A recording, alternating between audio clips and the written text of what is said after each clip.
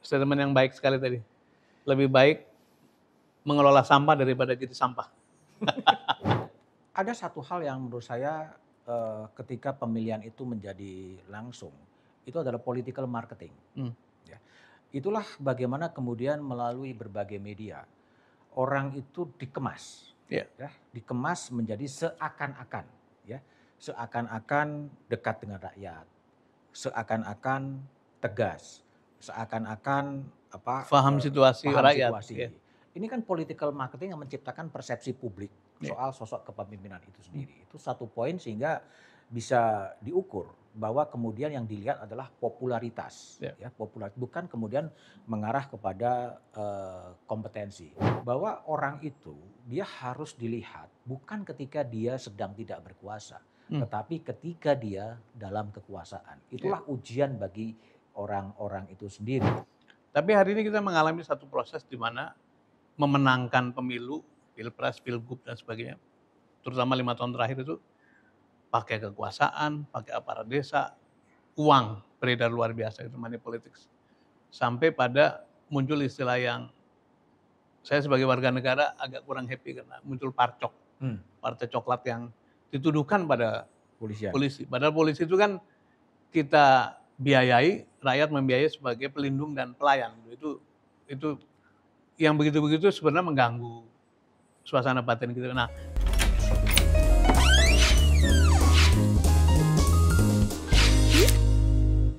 Assalamualaikum warahmatullahi wabarakatuh. Selamat datang di Buka Saja, satu channel pembelajaran. Mungkin tidak banyak sensasi atau kontroversi, tapi lebih pada edukasi. Channel ini dimaksudkan untuk memberi perspektif lain dan mengulik cara pandang, visi maupun track record dari tokoh-tokoh yang mungkin tidak banyak diulas di berbagai forum. Nah, kali ini kita mendapat tamu istimewa, sahabat saya yang terus-menerus mendorong perbaikan di bidang demokrasi, hukum, maupun perjuangan penanggulangan korupsi. Dan mari kita sambut Mas Budiman Tanurjo. Mas Budiman, terima kasih untuk Makasih, ada di Chief. sini, satu kehormatan. Semuanya tahu Mas BT itu jurnalis senior, walaupun tahun lalu kalau tidak salah mengatakan saya pensiun, tapi saya menganggapnya itu pensiun administrasi saja. Tapi sebagai jurnalis beliau tidak pernah berhenti. Sekarang tetap menjadi pengasuh program Satu Media di Kompas TV yang sangat fenomenal menurut saya karena di situ banyak sekali pikiran-pikiran kita diungkapkan. Tapi juga punya channel sendiri namanya Back to BDM. Beberapa kali saya diundang di channel beliau. Dan terus produktif menulis. Ini beberapa di antara karya-karya beliau. Kumpulan kolomnya di Kompas, selalu di halaman 2 kalau tidak salah, itu mengulas dengan kritis suasana hukum, suasana politik, suasana korupsi, dan macam-macam masalah kenegaraan. Tapi juga programnya di Satu Meja ditulis dalam satu buku. Kemudian channel di Back to BDM, ini buku kedua, Mimpi tentang Indonesia.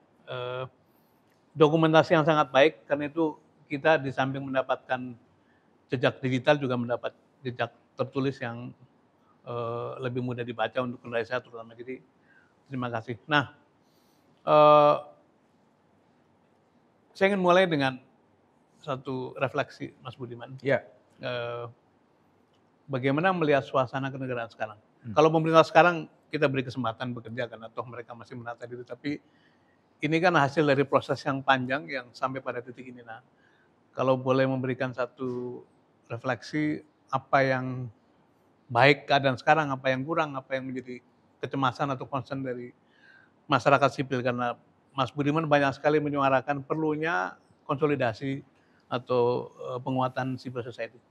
Silakan Mas PT. Ya, Mas Dirman. Jadi kalau ditanya suasana kebatinan, itu juga saya tulis di kata pengantar Mimpi tentang Indonesia. Ya.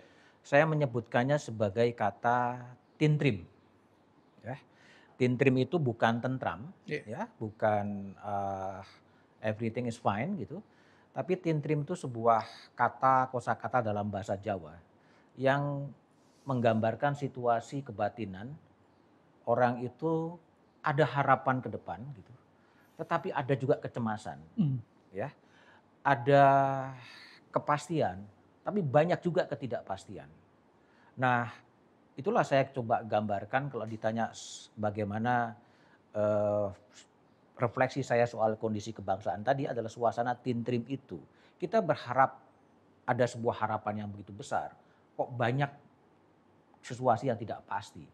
Di awal-awal pidatonya Pak Prabowo, itu saya menaruh harapan besar ketika Pak Prabowo mengatakan bahwa akan mengejar koruptor itu sampai ke Antartika. Ya. Itu sesuatu yang luar Memberi biasa, harapan. Ya. memberi harapan. Bahkan akan disiapkan pasukan khusus untuk mengejar koruptor itu sampai ke Antartika. Di situ. Yang kedua, pidatonya juga kemudian mengatakan bahwa akan membentuk sebuah pemerintahan yang bersih. Ya, kalau tidak bersih, ya silahkan, tidak mau bergabung ya silahkan mundur gitu. Tetapi kemudian tone itu berubah. Kemudian ketika mengatakan kalaulah ada koruptor yang kemudian ingin mengembalikan hartanya, terbuka kemungkinan dimaafkan. Nah, toning berita itu menimbulkan ketidakpastian, menimbulkan suasana seperti ada harapan besar, tetapi kemudian kok narasinya bisa berubah. Itulah yang kemudian menciptakan ada kecemasan lagi. Yeah. Nah, suasana-suasana kebatinan seperti itu yang kemudian dalam kasus pemberantasan korupsi itu saya refleksikan di sana gitu. Sehingga retorika itu menjadi sangat penting ya.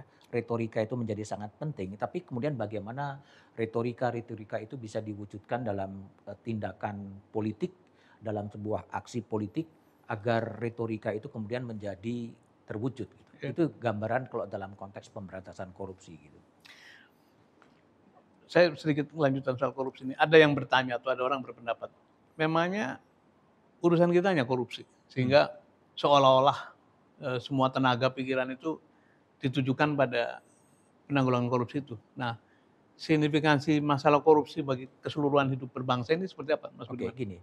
Jadi kalau kita lihat refleksi katakanlah tahun 1993 lah ya. Yeah. Ketika Pak Sumitro Jayahadikusumo pada waktu itu dalam Kongres Ikatan Sarjana Ekonomi Indonesia yang kira-kira menggambarkan bahwa 30% dari anggaran itu bocor. Ya, itu dari Pak Sumitro gitu. Kemudian kalau kita refleksikan lagi dari pernyataannya Mas Bambang Susatyo tahun 2021 ya, mengatakan bahwa kebocoran itu 40%. Ya, 40% dari anggaran itu bocor. Nah, kalau dilihat APBN itu berapa anggaran kita?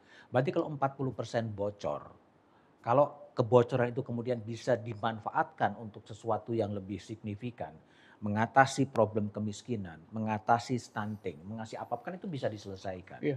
Ya, sehingga korupsi itu pertanyaannya adalah apakah problem kita hanya korupsi? Korupsi adalah salah satu dari problem kebangsaan kita. Tetapi karena korupsi itu recovery asetnya kemudian tidak bisa kemudian digunakan untuk kemanfaatan publik, akibatnya adalah publik merasakan korupsi itu uang negara, uang diselamatkan untuk negara. Negara itu sesuatu yang sebenarnya abstrak. Tapi kalau uang negara itu bisa didedikasikan kembali untuk recovery orang-orang yang menjadi korban karena korupsi, korupsi itu menjadi sebuah agenda bersama gitu. Sehingga kalau pertanyaan adalah apakah masalah bangsa ini hanya korupsi? Iya, pertanyaan itu valid, banyak pertanyaan, tapi kalau korupsi itu bisa dimanfaatkan untuk menyelesaikan problem kebangsaan, jangan-jangan itu kemudian bisa selesai gitu. Dari segi angka saja tadi misalnya 40% kalau pakai budget sekarang itu sama dengan 40% dari 3.500 triliun. Iya, sekitar 1.400-an itu yang bocor. Luar biasa. Jadi, luar biasa. Ya. Nah, kita dulu punya optimisme ketika KPK terbentuk ya, setelah reformasi lah, perjalanan panjang gitu. Tapi mungkin yang luput dari prioritas adalah begini. Kalau belajar dari Hong Kong, ketika KPK-nya terbentuk, yang dilakukan pertama kali adalah membersihkan aparat hukum. Memang keras sekali gitu. Nah, kita ini kelihatannya scatter, memang heboh dalam perjalanan dan menimbulkan reaksi koruptor fight back istilahnya gitu. Nah, pertanyaannya apakah itu bisa dilakukan sekarang ini? Apakah mungkin pemerintahan Pak Prabowo ini kemudian fokus pada penegakan hukum sehingga ibaratnya tuh hulunya dibersihkan sehingga hilirnya kemudian menjadi jernih. Pandangan Mas Budiman gimana? Iya, kalau kita lihat agak keluar dari KPK sebenarnya, State Auxiliary Body, komisi-komisi negara, ya. Kalau kita amatin gitu, tingkat kepersetujuan publik terhadap komisi-komisi negara itu mungkin hanya 2 periode kepemimpinan. Setelah itu kemudian turun. Ya. Kita lihat Komisi Nasional Hak Asasi Manusia yang dibentuk oleh Presiden Soeharto dengan Kepres tahun 1993. Lalu kemudian Pak Ali Said pada waktu itu memimpin Komisi Nasional Hak Asasi Manusia. Sangat decisive, sangat menjawab problem kebangsaan. Dan ditunggu kiprahnya oleh publik. Kiprahnya ditunggu oleh publik. Tapi seiring dengan itu kemudian mereda dan meredup sampai sekarang. Even dengan KPK juga sebetulnya. KPK kan juga sekarang udah 5 periode atau 6 periode. Di awalnya sangat diharapkan 2-3 periode pertama oke, tapi kemudian declining. Nah, itu kan ada sesuatu yang harus dicari. Apa yang terjadi pada begitu ada tren setiap state auxiliary bodies itu 2 periode atau 3 periode kemudian akan turun. Nah, itu pertanyaan yang menurut saya perlu dijawab. Jawaban hipotetikal saya adalah birokrasi. Birokrasi di dalam lembaga-lembaga komisi negara itu yang kemudian dia memoderasi jiwa aktivisme, jiwa progresivitas yang ada. Kemudian dia menjadi terlarut dalam sebuah problem. Tapi itu sifatnya hipotetikal. Karena banyak sekali kemudian aktivis-aktivis yang dari dulu mengatakan kalau ingin mengubah kekuasaan, masuklah dalam kekuasaan. Ketika masuk dalam kekuasaan, kemudian mereka termoderasi oleh kemewahan-kemewahan birokrasi sehingga mereka kemudian larut. Itu satu hipotesa. Tapi kalau pertanyaan apakah kemudian KPK kemudian bisa menggunakan pola-pola seperti Hong Kong dan beberapa negara, bisa. Ini kan kemudian skala prioritas yang ada. Kalau saya boleh mau menganjurkan dan even kepada Presiden Prabowo, satu kasus yang kemudian itu bisa dimanfaatkan dan akan mendapatkan kredit besar dari Pak Prabowo adalah ketika Pak Prabowo mau masuk kepada the skandal terbesar dalam sejarah mafia peradilan di Indonesia adalah Zarov Ricard. Ya, itu ditemukan uang 1 triliun di rumah. Ya. Lalu kemudian ada ex-ketua Pengadilan Negeri Surabaya yang ditemukan uang 20 miliar itu di mobil. Itu kan sesuatu yang luar biasa. Kalau itu saja bisa diungkap dengan pendekatan-pendekatan bukan positivisme, tetapi dengan pendekatan-pendekatan yang sedikit berbeda, mungkin akan didapatkan sebetulnya orang-orang yang memang bermain dalam perdagangan perkara. Dan disitulah kemudian mekanismenya bagaimana kemudian itu membersihkan seperti yang ada di Hong Kong dan lain sebagainya. Itu mungkin jalan. Sehingga keinginan untuk mengejar korupsi sampai ke Antartika, memanfaatkan peluang mafia peradilan Zarov Ricard di Jakarta. Dan disitulah kemudian akan tumbuh kepercayaan publik kepada Presiden Prabowo bahwa memang ada sesuatu yang kemudian diselesaikan. Salah satunya fokus adalah membenahi sektor hukum itu sendiri. Dan itu bisa jadi pintu masuk untuk urusan-urusan penegak hukum yang lain karena pasti akan saling berkelindan gitu. Iya, saya 36 tahun menjadi wartawan. Saya smell something di situ. Ya. Kalau kemudian itu dibentuk semacam tim gabungan yang bukan hanya kejaksaan, bukan hanya kepolisian, tapi ada elemen masyarakat sipil yang berada di situ. Dan kemudian bisa membujuk Zarov Ricard untuk bercerita apa yang kemudian terjadi. Ya. Dan kemudian dari mana uang itu, kemana uang itu mengalir. Kalau 1 triliun saja yang ada di rumah itu bisa dibayangkan kan peredaran uangnya itu berapa. Itu yang bisa disentuh. Pasti akan menyentuh big fish di sana. Tapi ada nggak keinginan untuk itu? Nah, ini peluang sebetulnya. Sehingga 100 hari pertama janjinya oke, bagaimana kemudian janji itu di delivery sehingga itu menjadi sesuatu yang lebih nyata ke sana. Itu bisa jadi dulu ada istilah STTN. Sekali tepuk 3 nyawa gitu. Secara publik itu dapat dukungan, uangnya kembali, tapi kemudian punya pintu masuk dan Zarov bisa dijadikan semacam justice kolaborator. Iya, ya karena enggak nanti Zarov akan menggunakan jurus lama, lupa. Saya lupa, ya sudah lupa itu selesai gitu loh. Nah itu yang peluang terbuka jika itu mau dimanfaatkan. Saya ingin kembali ke civil society. Ini buku judulnya sangat provoking ya. Negara bangsa di simpang jalan. Saya ikut menulis epilognya. Jadi saya baca cukup detail. Dan sepanjang ini kan kumpulan kolom di halaman Kolom, 2 ya, ya. dan sepanjang buku ini banyak sekali harapan supaya terjadi konsolidasi masyarakat sipil. Hmm, Dan kemudian juga muncul frase muazin bangsa ya, hmm, yang berkali-kali dituliskan bahwa diperlukan banyak muazin bangsa karena tokoh-tokoh semasa Orde Baru seperti Cak Nur, Gus Dur sudah tidak ada lagi. Nah, kalau boleh diterjemahkan dalam keadaan sekarang itu profil seperti apa yang cocok atau bisa mewakili personifikasi tadi? Begini, saya sampai kepada kesimpulan butuhnya semacam muazin bangsa. Karena gini, hegemoni partai politik udah terlalu dominan, Ya. udah terlalu kuat lah. Jadi partai politik semacam menjadi perusahaan, menjadi korporasi, ya korporasi politik, yang CEO-nya adalah ketua umum, Ya. ya. Nah itu udah berkelindan lah antara politik dan kemudian bisnis. Lalu kemudian kita harus lihat di struktur mana lagi yang masih bisa bebas gitu untuk menyuarakan aspirasi-aspirasi dari masyarakat gitu. Yang kedua, saya terpengaruh dengan apa yang dikatakan oleh founding father-nya Kompas Pak Yakob Pak Utama Yakob. ya. Ketika saya selalu menyertai beliau saat makan pagi, salah sarapan pagi di kantor, dia datang pagi-pagi dan dia selalu menitipkan pesan, Mas tolong dijaga nek merucut piye. Hmm. Merucut itu kembali lagi terminologi Jawa yang kalau dalam bahasa sekarang ya kalau terjadi disintegrasi Ya. ya atau terjadi social unrest. Ya. Nah, kira-kira begitu. Nah, dalam konteks itulah saya merasakan kehilangan sosok ya yang bisa menjadi umbrella dari semua komponen-komponen bangsa. Ya. Ya kehilangan sosok seperti Nurkolis Majid, sosok seperti Buya Gus Dur, Buya Syafi'i Syafi'i. ya, kalau tidak seperti Gus Dur yang bisa menjadi umbrella bangsa kalau ada apa-apa. Ya. Disitulah permusyawaratan itu bisa kemudian dilakukan.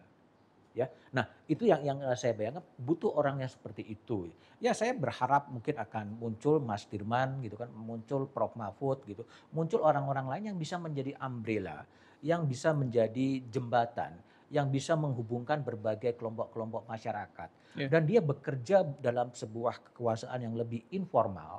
Jadi sphere of influence-nya itu lebih luas bukan karena struktural, Kekuasaan ya. tapi itu yang itulah yang kemudian saya mendambakan lahirnya muasin-muasin bangsa di luar struktur-struktur kenegaraan yang ada. Ya. Nah, itu yang lebih berharapkan karena seperti itu. Karena kalau tidak, ya semuanya ketika partai politik dikelola seperti korporatisme, dikelola seperti negara, dan semua kepentingan politik ekonomi dan bersatu. Nah, siapa yang akan menjadi penyuara itu? Nah, itulah kemudian harapannya adalah pada masyarakat sipil, kepada pada kampus dan juga ada sosok yang mempertemukan itu semua. Karena kelompok masyarakat sipil kan kelompok yang berserak Ya. sebenarnya belum Ya. bisa terkonsolidasi. Nah, ini ada 2 tantangan menurut saya. Pertama, di masa lalu mungkin sumber-sumber atau pemegang pengetahuan atau pengaruh kan bisa mengerucut pada figur tertentu karena sebaran pengetahuan, sebaran jaringan itu tidak seperti sekarang. Sekarang ini semua orang bisa acquire ilmu pengetahuan, bisa membangun pengaruh dengan caranya, bahkan kadang-kadang pengaruh palsu melalui media sosial itu ya, yang sebetulnya menjadi populer tapi bukan sesuatu yang substantif. Tantangan kedua, eh, pada akhirnya kan untuk mendorong perubahan harus sampai pada pemegang kekuasaan. Gitu. Jadi bagaimana menjembatani antara ya kita butuh tokoh-tokoh atau penggerak masyarakat sipil yang menyuarakan kebenaran atau nurani masyarakat, tapi sampai pada waktunya akan kembali pada struktur. Padahal sejarah kita mengatakan partai politik itu bukan produsen demokrasi. Itu selalu dorongan demokrasi datang dari masyarakat sipil, kaum intelektual, kemudian partai politik menggunakannya sebagai jalan untuk berkuasa. Nah, menjembatani ini barangkali yang memerlukan satu atau seni atau satu ketekunan mungkin ya. Kalau evaluasi kritis saya sebetulnya adalah ketika aktivisme atau siapapun kemudian masuk dalam struktur Kekuasaan. kekuasaan adalah bagaimana mengelola birokrasi itu sendiri. Ya. Jadi politik kekuasaan itu boleh saja berganti orang, tapi birokrasinya kan akan stay di situ. Nah, ketika birokrasinya itu tidak dikelola dengan cukup baik, pasti dia akan terjebak kepada kemapanan-kemapanan birokrasi. Nah, ini banyak hal kan sekarang. Ini tantangan ya, Ya, tantangan bagi sejumlah aktivis sekarang yang berada dalam struktur kekuasaan. Ya, misalnya Menteri HAM Pigai, itu kan seorang aktivis yang aktivis ya. kemudian menjadi Menteri Ya, Hak Asasi Manusia. Berharap agar isu-isu soal human right itu bisa diselesaikan. Ya, wakilnya adalah Mugianto. Mugianto adalah korban penculikan. ya. Berharap agar tuntutan-tuntutan soal pelanggaran HAM, aksi Kamisan yang selalu dilakukan di depan istana tiap Kamis itu kemudian diselesaikan gitu. Ya, ya. Sehingga ke situ. Nah, kalau itu tidak bisa diselesaikan, ya akan lebih repot lagi gitu. Hmm. Tapi bagaimana mengelola birokrasi itu menjadi kendala karena bagi saya birokrasi ini kadang dengan berbagai kemewahnya menghambat problem itu sendiri gitu. Hmm. Itu ada eh, statement dari seorang menteri kan, candai aktivis katanya. Hmm. Aktivis itu teriak-teriak, nanti kalau masuk kekuasaan juga jadi maling. Ya. Saya observasi ada beberapa, tapi menurut saya tidak semuanya begitu karena Frans Seda itu aktivis, Emil Salim aktivis, Subroto profesor aktivis, Mari Muhammad aktivis. Jadi banyak sekali contoh-contoh bahwa tidak harus aktivis itu masuk kekuasaan kemudian menjadi larut. Saya tadi mendengar Mas Budiman menerjemahkan dengan cimoderasi, itu sebenarnya istilah istilah yang terlalu bersahabat, tapi larut oleh kekuasaan gitu. Iya, iya, iya. Nah, tadi itu harapan kita pada orang-orang seperti Pige, Mas Nusron, itu kan Iya. orang-orang yang berlatar aktivis. Nah, eh, saya ingin masuk ke agak ke belakang dulu itu kan zaman kemerdekaan, bahkan zaman Orde Baru lah. Memang kebesaran, kehormatan atau simbol sukses itu datang dari peran-peran publik. Jadi zaman Bung Hatta, Bung Karno itu kan karena dia berjuang maka dia direcognize sebagai orang yang dihormati. Zaman Orde Baru juga rasanya masih begitu ya.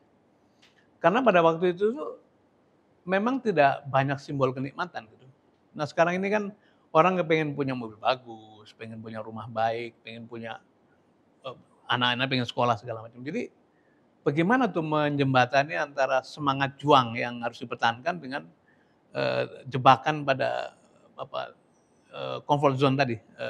Kita sering bercanda soal nguing-nguing itu loh, yang kemarin jadi isu Patwal. patwal ya. Ya. Itu jadi simbol kekuasaan, bukan lagi soal kecepatan maupun keamanan. Jadi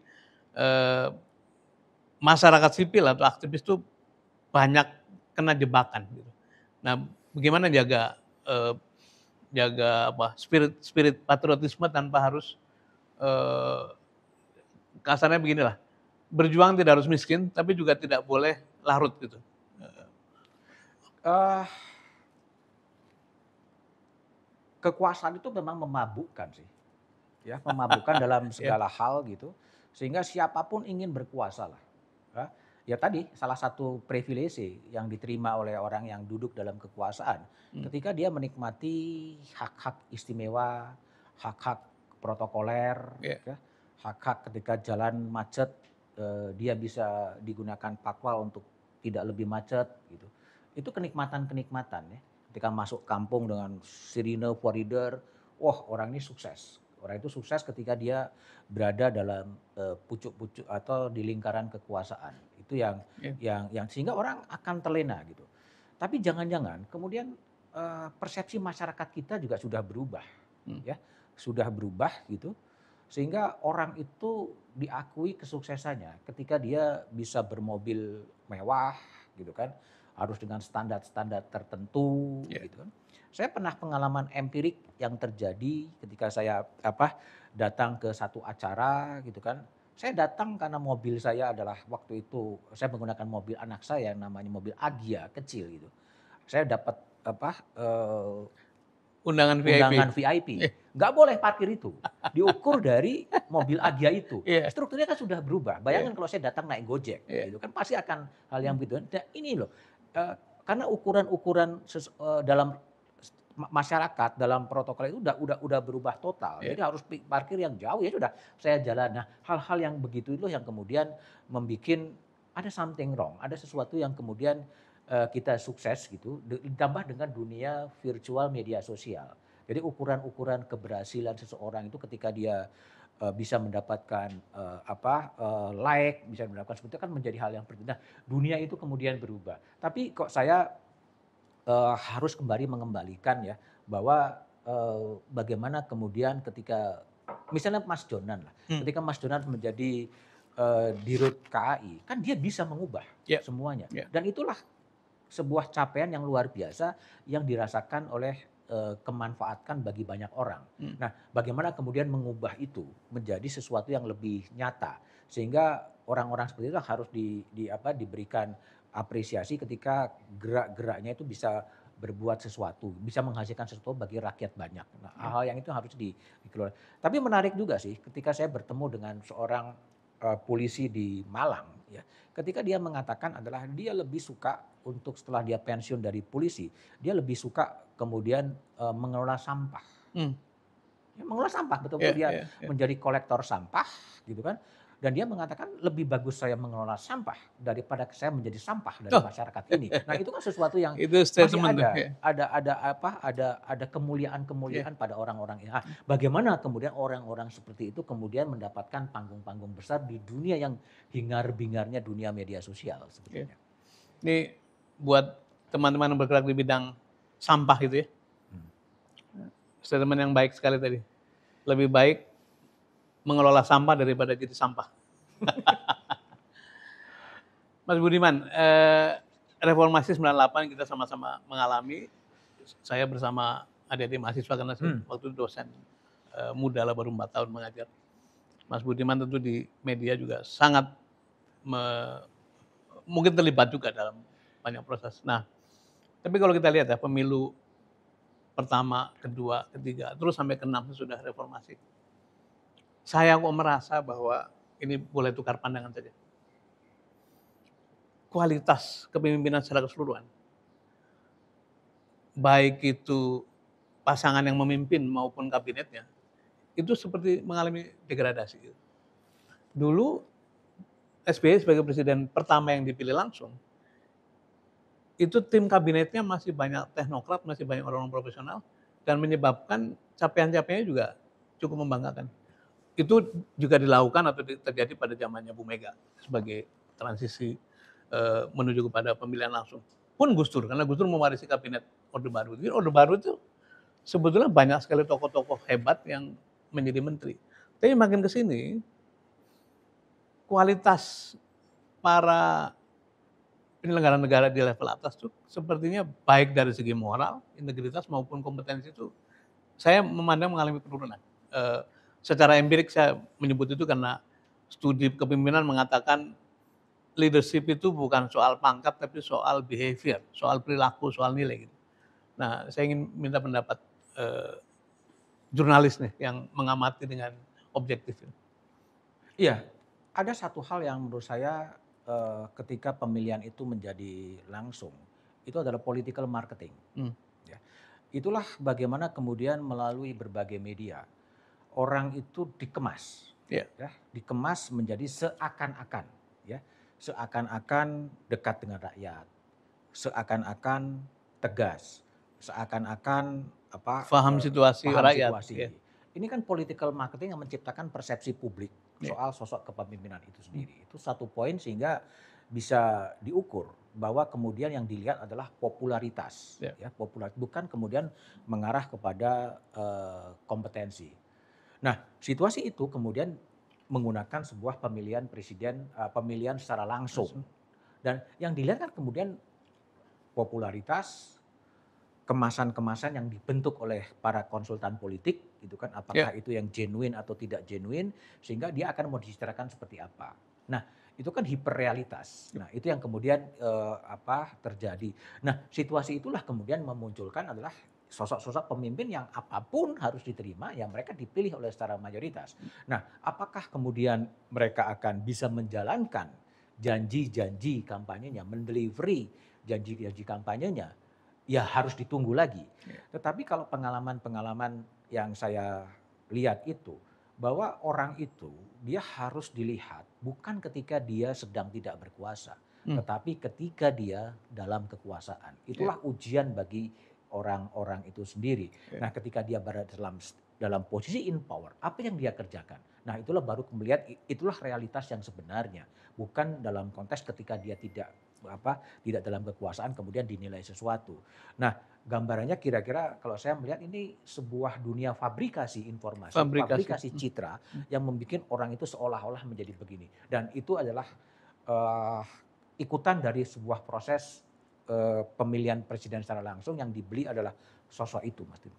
Kalau misalnya katakanlah ini satu suasana temporer, suasana belajar yang memang putarannya kan belum cukup panjang ya. Tapi hari ini kita mengalami satu proses di mana memenangkan pemilu, pilpres, pilgub dan sebagainya, terutama 5 tahun terakhir itu pakai kekuasaan, pakai aparat desa, uang beredar luar biasa, itu money politics. Sampai pada muncul istilah yang saya sebagai warga negara agak kurang happy karena muncul parcok, partai coklat yang dituduhkan pada polisi. Padahal polisi itu kan kita biayai, rakyat membiayai sebagai pelindung dan pelayan. Itu yang begitu-begitu sebenarnya mengganggu suasana batin kita. Nah, keadaan begini, ini apakah masih terus turun dan belum ketemu titik nadirnya, atau akan menjadi pembuka bahwa muncul kesadaran bahwa yang beginian tuh nggak bisa sustain, karena itu akan ada titik balik sehingga kemudian hal-hal tadi bisa diluruskan. Gini, kalau saya melihatnya gini, 98 ya itu adalah kalau kita menggunakan pet dependency. Pet dependency kan sesuatu yang sudah ajek terus akan ajek terus ya. 98 itu adalah critical juncture, sebuah patahan sejarah. Sesuatu yang sudah mapan birokrasi pada era Orde Baru kemudian diputuskan oleh sebuah 98 dan kemudian melakukan sebuah reform. Itu kemudian ke situ. Nah, masalahnya adalah setelah 98 dengan muncul berbagai ketetapan MPR, amandemen konstitusi, setelah hampir 25 tahun kemudian. Nah, kemudian ini balik lagi. Ya, balik lagi ke situasi seperti 98. Ya. Sehingga kalau kita lihat 6 tuntutan reformasi 98. Selain amandemen konstitusi, sepertinya masih kan sudah kembali lagi. Ya. Soal KKN, otonomi daerah, soal KKN, soal pemisahan TNI dwi fungsi ABRI kan kembali lagi semuanya. Nah, kalau pertanyaan kemudian sekarang Pak Prabowo harus membuat kembali critical juncture lagi, memutuskan bahwa pemanfaatan kekuasaan untuk kepentingan politik itu harus kemudian dihentikan. Kalau diterus-teruskan ya akan begini terus gitu loh. Nah, itu yang terjadi. Tapi kembali lagi saya sih mencoba merefleksi apa yang bisa dikerjakan sekarang ya. Jangan-jangan saya berpikir salah satu solusi yang mungkin bisa dilakukan adalah bagaimana elemen itu kemudian meyakini bahwa undang-undang kepresidenan yang kita tidak punya itu menjadi keniscayaan. Meskipun bagi orang yang sedang berkuasa mengatakan loh kekuasaan itu memang tidak harus dibatasi. Elemen undang-undang kepresidenan itu akan sangat membatasi kekuasaan. Tapi kita berpikir mengapa undang-undang kepresidenan itu perlu? Dalam diri presiden itu ada kepala negara, ada kepala pemerintahan, ada penguasa tertinggi atas angkatan, ada ketua umum partai politik, ada kepala keluarga. Kalau orang mengatakan konstitusi sudah mengatur semua fungsi-fungsi kepresidenan, lalu di mana kalau terjadi konflik of interest di antara atribusi-atribusi itu? Sehingga salah satu agenda dari masyarakat sipil yang harus terus-menerus diperjuangkan adalah bagaimana mendesain rancangan undang-undang kepresidenan sebagai agenda yang harus diperjuangkan oleh civil society melawan agenda-agenda yang diproduksi oleh state.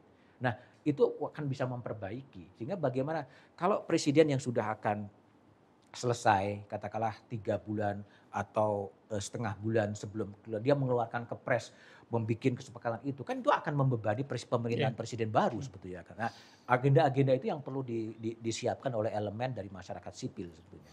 Sebetulnya kalau kita ikuti tadi pidato Pak Presiden dari waktu ke waktu ya, mengejar koruptor, bikin pemerintahan bersih. Kemudian ada yang menarik kemarin sebelum sidang kabinet 100 hari itu, kan beliau menceritakan bertemu dengan Prof. Emil Salim. Dan mencatat di gambarnya mencatat dengan takzim gitu dan disampaikan dalam forum kabinet. Memberi pesan bahwa begitu orang masuk ke dalam struktur public service atau pejabat publik, maka orientasinya adalah negara semata-mata, nggak ada yang lain. Nah, coba kita bayangkan itu dirangkai menjadi satu semacam positioning gitu. Sebetulnya kan kita punya harapan dan dalam urusannya dengan civil society harusnya negara atau kepala negara, presiden sebagai kepala negara membiarkan elemen itu muncul karena dari situ kan banyak ide-ide yang menjernihkan gitu ya. Dan mudah-mudahan tidak ada pembungkaman seperti yang terjadi pada periode yang lalu gitu. Nah, saya ingin bikin neraca istilahnya. Kalau perjalanan reformasi selama 25 tahun kemudian tadi harusnya ada persimpangan baru gitu ya. Kalau ini aset, ini liability itu asetnya apa, liability-nya apa. Kemudian kita bisa ukur apakah kita ini negatif equity atau sebetulnya masih positif sehingga punya harapan akan take off, akan Ya kalau terbang. asetnya masih cukup besar ya, negara ini kan negara yang sangat besar ya. Ya. Ya, artinya kan kemajemukan itu menjadi sebuah aset yang luar biasa.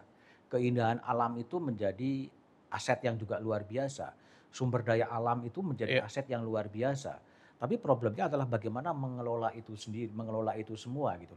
Kalau kemudian prinsip pengelolaan sumber daya alam adalah mengeruk sebanyak-banyaknya demi untuk kepentingan siapa, itu kan menjadi liabilities juga. Sehingga bagaimana mengelola negara itu menjadi satu isi penting. Nah, kalau pertanyaannya adalah apakah aset dan liabilities itu lebih neracanya seperti apa, saya belum bisa jawab. Saya Hmm.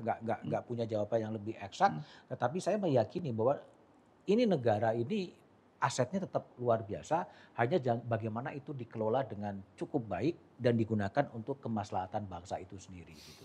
Malahan dari sisi kemampuan warga ya membiayai negara sebetulnya terus meningkat luar biasa karena saya ingat tahun 2005 itu APBN kita hanya 500 triliun. Itu zaman Pak SBY pertama kali. Dalam 20 tahun, sekarang kan 2025 ya, itu 7 kali lipat. Ya, Dan porsi yang dibiayai pajak itu makin hari makin besar. besar. Artinya kita semua yang membayar ongkos bernegara. Nah, mungkin satu aspek yang perlu kita lihat adalah aspek politik, political leadership dan governance. Dan itu akan menentukan apakah perimbangan ini akan Ya. terus positif atau menjadi negatif. Nah, ini bagaimana memandang aspek governance tata kelola yang kelihatannya hari-hari ini tuh makin sepi, makin sedikit orang menyuarakan itu mengenai pemerintahan bersih, mengenai tata kelola. Satu poin yang sebetulnya menarik dan pernah di-state oleh BPIP adalah soal potensi konflik of interest. Ya. Ya. Nah, ketika kekuasaan politik ya itu menyatu dengan kekuasaan bisnis atau ekonomi, disitulah konflik interest terjadi. Nah, masalahnya kan sekarang kalau dulu entitas bisnis itu berada di luar struktur politik, tapi sekarang seakan-akan kekuasaan politik dan kekuasaan bisnis itu menyatu menjadi satu. Ya. Sehingga kebijakan-kebijakan yang dikeluarkan oleh seorang pemimpin atas nama negara kadang-kadang bias untuk kepentingan-kepentingan bisnis itu sendiri. Nah, sehingga pertanyaannya adalah bagaimana mencegah seminimal mungkin potensi-potensi konflik, ya, konflik kepentingan di antara penguasa yang membuat regulasi, dia juga harus dipastikan dia bebas dari kepentingan-kepentingan apa yang mau diatur itu sendiri. Ya, di DPR misalnya saya sebut. Kalau kita membaca kode etik DPR, di situ kan dia harus mendisklaimerkan juga. Ketika ada anggota DPR berada di komisi hukum katakanlah, dia juga merangkap sebagai advokat, punya kantor advokat meskipun tidak dikelola oleh dia. Dia ketika dia rapat kerja dan mempertanyakan itu kepada kepolisian, dia harus mendisklaimerkan dulu bahwa dia kemudian ada kasus yang ditangani oleh office itu sendiri. Nah, tapi etik itu, kode etik itu kan tidak pernah tidak pernah bisa bekerja, dan MKD pun kemudian tidak membiarkan saja. Malah MKD kadang-kadang cenderung untuk menertibkan anggota DPR yang memang tugasnya parle berbicara tapi di luar kebijakan, dia kemudian seharusnya melakukan menegakkan kode etik yang sudah dibuat kalau level DPR, kembali menetapkan soal bagaimana TAP MPR soal Iya. etika penyelenggara negara dan bangsa itu kemudian diterapkan. Kalau itu saja bisa diterapkan, potensi-potensi konflik of interest bisa dikurangi dan kemudian itu akan lebih better ke depannya gitu. Saya agak narik napas karena begini, dalam realita ini jangankan politik ya, politik ini butuh uang, sehingga memang butuh dukungan dunia bisnis. Saya saya menjadi bagian dari proses itu.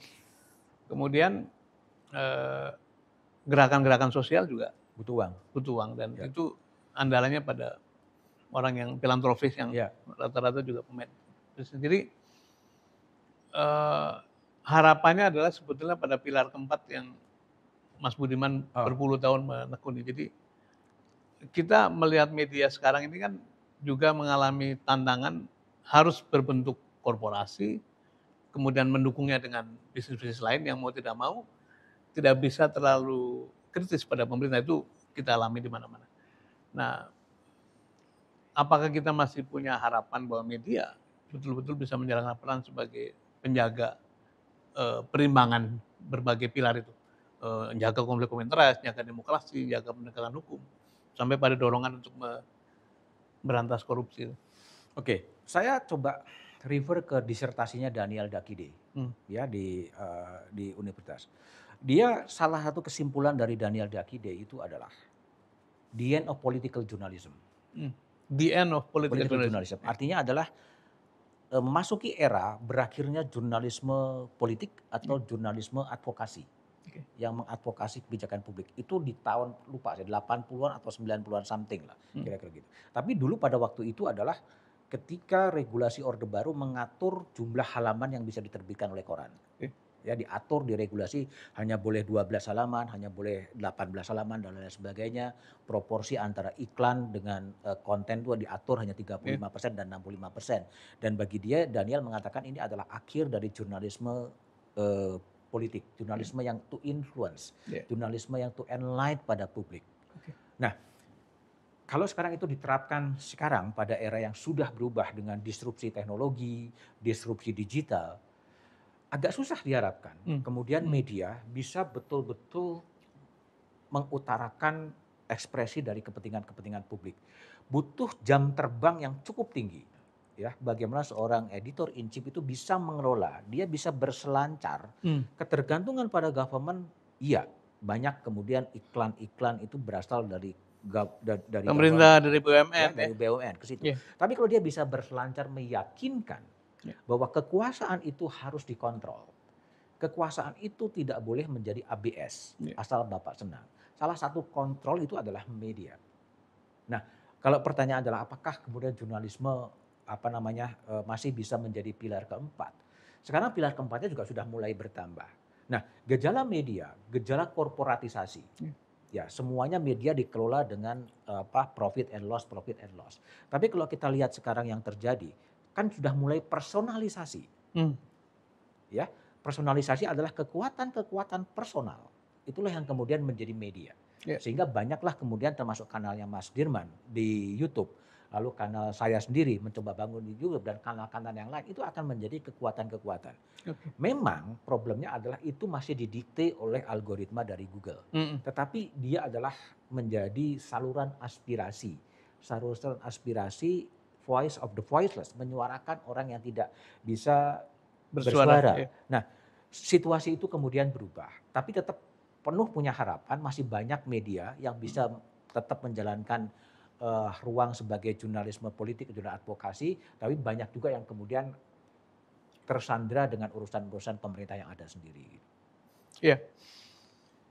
Dan karena itu mungkin kita perlu mendorongnya, memperbanyak kanal-kanal alternatif sebagai penyuara aspirasi, penyuara nurani tadi. Yang terakhir saya ingin agak personalkan, tahun lalu mendeklar pensiun ya. Dia pensiun. Tapi saya sebut sebagai administrasi saja lah. Sementara kepala dan hatinya kan sebagai jurnalis tetap saja. Apa yang menjadi aspirasi atau gegayuhan Mas Budiman sebagai jurnalis melihat keadaan sekarang dan apa yang sedang dikerjakan, barangkali kita bisa share kepada teman-teman. Iya, ketika saya pensiun di Kompas, bagi saya plong. Hmm. Ya, bagi saya plong karena saya bisa menyelesaikan kerjaan itu selama 36, 37 tahun, Luar biasa. tetap setia pada panggilan jurnalisme dan saya tidak pernah berkhianat Ya. kepada nilai-nilai jurnalisme Hmm. itu. Hmm.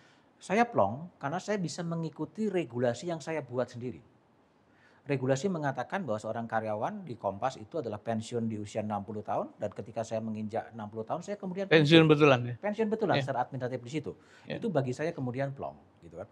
Lalu kemudian ya setelah saya menikmati orang yang lebih bebas, saya mencoba sesuatu yang baru di luar inner circle yang sudah baru ada, saya keluar di situ, saya lebih menikmati situasi yang lebih bebas. Saya juga seperti Mas Dirman menjadikan rumah untuk tempat bertemunya sejumlah aktivis, sejumlah Ya. politisi, ngobrol di sisi itu gitu kan. Nah itu yang saya kerjakan sekarang ini dan saya bisa lebih lebih bebas dan yang lebih penting lagi adalah saya ingin belajar lagi gitu loh. Saya studi lagi gitu, saya sekolah Ya. lagi Oh, untuk menimba pengetahuan yang selama ini saya luar biasa. tinggalkan. Nah, itu yang saya kerjakan sekarang sehingga ya kita nikmati saja. Ya. Kita coba keluar dari comfort zone Comfort dan zone. saya yakin bahwa teman-teman muda itu akan lebih bisa bisa bisa bisa mengisi lah sesuai dengan zaman karena ada orang mengatakan zamannya sudah berubah, silakan pada orang-orang yang lebih lebih muda yang bisa sesuai dengan kondisi zaman gitu. Menikmati usia pensiun dengan lebih enjoy dengan kebebasan penuh ya, dan saya juga lagi sekolah lagi, jadi Iya, rupanya sekolah itu nikmat juga. nikmat juga. Meskipun ini Ya, sekolah betulan ya, artinya bikin sekolah iya, bikin iya, makalah gitu. iya betul. Dan bikin paper tuh nggak Bikin gampang. paper. Jadi kalau ada yang lulus dokter cepet-cepet tuh sebetulnya takjub juga kita ya. Tajam juga. Mas Iya. Budiman, silakan menyampaikan closing statement sebagai penutup dari obrolan kita ini. Monggo. Iya artinya apapun masalahnya gitu, tetapi tetaplah jangan pernah lelah untuk mencintai Indonesia. Karena Indonesia itu begitu indah, begitu kaya, begitu penuh dengan uniqueness dan tetaplah bangga dengan Indonesia. Seapapun, tapi tetap bahwa sebagai bagian dari Indonesia tetap menyampaikan sebuah pikiran-pikiran kritis, pikiran-pikiran konstruktif untuk bangsa ini dan yang penting adalah tetap menjaga kewarasan dan menjaga logika agar Indonesia bisa lebih baik dan lebih baik lagi. Terima kasih. Kalau dalam bahasa saya itu berpihak pada kewajaran. Mas Budiman terima kasih. Terima kasih Mas Dirman. Dan inilah akhir dari obrolan saya dengan Mas Budiman, wartawan senior yang insya Allah tidak akan pernah pensiun sebagai profesi dan jiwa jurnalismenya. Kita akan terus menyuarakan nilai-nilai baik, meritokrasi, demokrasi, keadilan, integritas melalui kanal ini. Sampai ketemu di tamu berikutnya, topik berikutnya. Assalamualaikum warahmatullahi wabarakatuh. Waalaikumsalam.